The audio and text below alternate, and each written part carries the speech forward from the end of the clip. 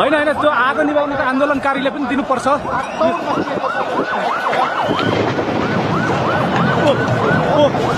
उसलाई पनि जोस हान्दैछन् त्यहाँनिर आन्दोलनकारीले। देख्न सक्नुहुनेछ दमकललाई समेत त्यहाँ दमकललाई समेत त्यहाँ तोडफोड गरिएको छ। दमकललाई समेत तोडफोड गरिएको छ देख्न सक्नुहुनेछ। घरमा आगो लागि भइरहेको छ तर त्यहाँनिर